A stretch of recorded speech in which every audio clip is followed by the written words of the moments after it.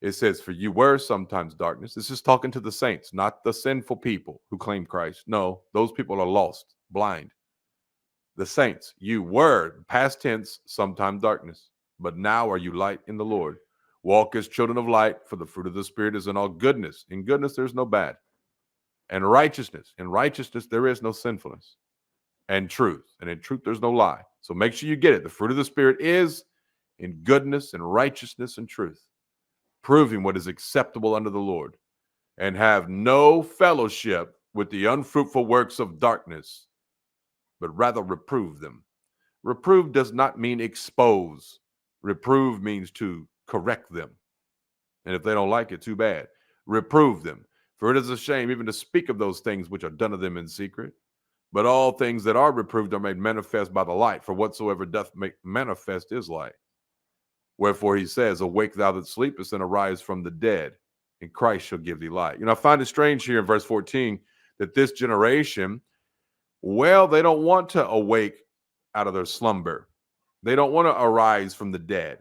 They like to use the phrase maybe, but to actually do it, no, because to arise from the dead, you would have to come to terms that you're dead.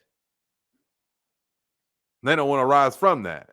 They don't want to even say that, because that means they would understand. If they started speaking what the Bible said, it would unveil all the Bible. Now they would understand, let the dead bury the dead. Those in sin can deal with their sinful carcasses down there at the funeral home on their own.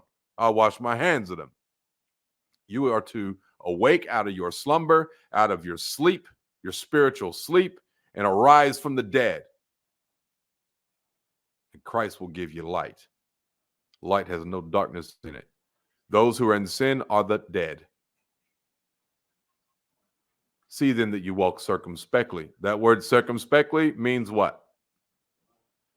With the utmost caution. That means to be alert. On the left, on the right, on the front, on the back, always watching for the devil, for sin, for things that are unacceptable to Christ. Be aware as you walk. How many of you ever walked across a floor that had nails and glass, and you had to walk very carefully not to get them in your feet?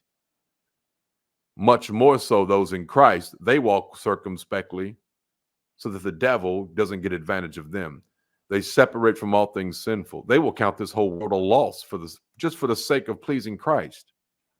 They don't serve themselves. They don't serve their bellies. They're not here for food and raiment. No, the Lord will provide for them. They just love Jesus, and they will never have anything to do with things that are sinful against him. Never. They walk circumspectly. They watch their heart. They watch their mind. They guard their heart. They guard their mind. They do not sit down and let the devil have his way with them. No, they combat the devil. They fight the devil. They resist the devil, and the devil will flee. So walk circumspectly, not as fools, but as wise, redeeming the time, because the days are evil.